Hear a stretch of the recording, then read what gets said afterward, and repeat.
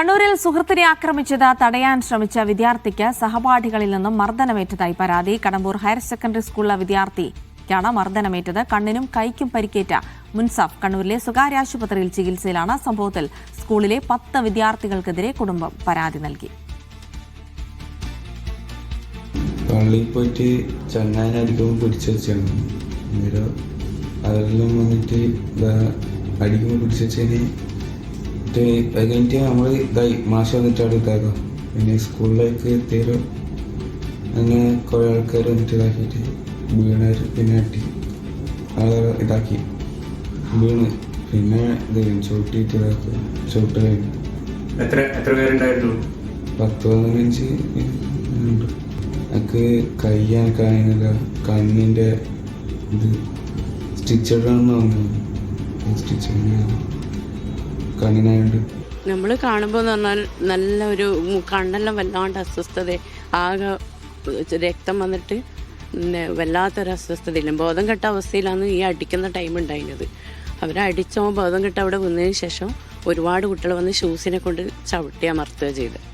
ചവിട്ടി കഴിഞ്ഞതിന് ശേഷം ഒരു കുട്ടി പോയി മാഷിനെ വിളിച്ചു വന്ന് മാഷ് വന്നപ്പാടും കണ്ടില്ലെങ്കിൽ ഷഹബാസിൻ്റെ അത് അവസ്ഥയാന്ന് പറഞ്ഞു. അതെ, നല്ല ക്രൂരമായിട്ട് മർദ്ദിച്ചു. വീട്ടിലേക്ക് പോയി നമ്മൾ നല്ല ഭയങ്കര ക്ഷീണമെല്ലായി, പിന്നെ ഛർദിക്കെല്ലാം ചെയ്തതിന് ശേഷം വീണ്ടും രാത്രി ഇങ്ങോട്ടേക്ക് വന്നത്. ബിജീഷ് ഗോവിന്ദൻ വിവരങ്ങൾ നൽകും. ബിജീഷ്, വലിയ മർദ്ദനമേറ്റിട്ടുണ്ട് വിദ്യാർത്ഥിക്കെന്നാണ് മനസ്സിലാക്കുന്നത്. എന്ത് സംഭവിച്ചു എന്നാണ് കുടുംബം പറയുന്നത്? കഴിഞ്ഞ വെള്ളിയാഴ്ച നിസ്കാരത്തിന്റെ സമയത്ത് പള്ളിയിൽ പോയ ഘട്ടത്തിലാണ് ഈ സംഘർഷങ്ങളുടെ തുടക്കം ഉണ്ടാകുന്നത്. മുൻസാഫിന്റെ സുഹൃത്തായിട്ടുള്ള കുട്ടിയെ ഈ പള്ളിയിൽ വെച്ച് ഒരു സംഘം വിദ്യാർത്ഥികൾ മർദ്ദിക്കുന്നുണ്ടായിരുന്നു. ഇതിന് തടയാൻ ശ്രമിച്ച മുൻസാഫിനെ പള്ളിയിൽ വെച്ചും അത് കഴിഞ്ഞ് പള്ളിയിൽ നിന്ന് സ്കൂളിലേക്ക് മടങ്ങുന്നതിനിടെ സ്കൂൾ ബസ്സിൽ വെച്ച് മർദ്ദിക്കുകയായിരുന്നു. പിന്നീട് സ്കൂളിലെത്തിയ ഘട്ടത്തിലും ഇതേ സംഘം മുൻസാഫിനെ മർദ്ദിച്ചു. ഇതിനിടെ കുട്ടിയെ മുൻസാഫിനെ ചവിട്ടിയിട്ടും പിന്നീട് തുരുതുര ശരീരത്തിലാകെ ചവിട്ടി എന്നുള്ളതാണ് ഇപ്പോൾ രക്ഷിതാക്കളും മുൻസാഫും പറയുന്നത്.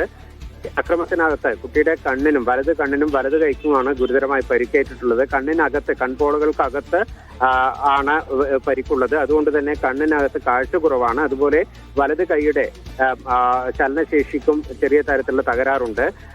ഇപ്പോൾ കണ്ണൂരിലുള്ളൊരു സ്വകാര്യ ആശുപത്രിയിലാണ് മുൻസാഫ് ചികിത്സയിലുള്ളത്. വിദഗ്ധ ചികിത്സയ്ക്ക് ഒന്നുകിൽ മംഗലാപുരത്തേക്ക് മാറ്റണമെന്ന ഡോക്ടർമാരുടെ അഭിപ്രായമുണ്ട്. ഏതായാലും ഇത് സംബന്ധിച്ച് മുൻസാഫിന്റെ കുടുംബം എടക്കാട് പോലീസിൽ പരാതി നൽകിയിട്ടുണ്ട്. ഒപ്പം തന്നെ ഈ കടമ്പൂർ ഹയർ സെക്കൻഡറി സ്കൂളിലെ അധികൃതർക്കും ഈ മുൻസാഫിന്റെ കുടുംബം പരാതി നൽകിയിരുന്നു. സംഭവത്തിൽ എടക്കാട് പോലീസ് മുൻസാഫിന്റെ മൊഴി രേഖപ്പെടുത്തിയിട്ടുണ്ട്. ഇത് കഴിഞ്ഞ ഇപ്പോൾ CWCക്ക് ഇത് സംബന്ധിച്ചുള്ള റിപ്പോർട്ട് നൽകാനാണ് എടക്കാട് പോലീസിന്റെ തീരുമാനം. സംഭവം സംബന്ധിച്ച് സ്കൂൾ അധികൃതരുടെ ഭാഗത്ത് നിന്ന് ഇതുവരെ പോലീസിന് പരാതി ലഭിച്ചിട്ടില്ല. അങ്ങനെ പരാതി ലഭിക്കുകയാണെങ്കിൽ ഇതിനകത്ത് പോലീസും കേസ് രജിസ്റ്റർ ചെയ്യും എന്നുള്ളതാണ് എടക്കാട് പോലീസ് അറിയിച്ചിരിക്കുന്നത്. ശരി.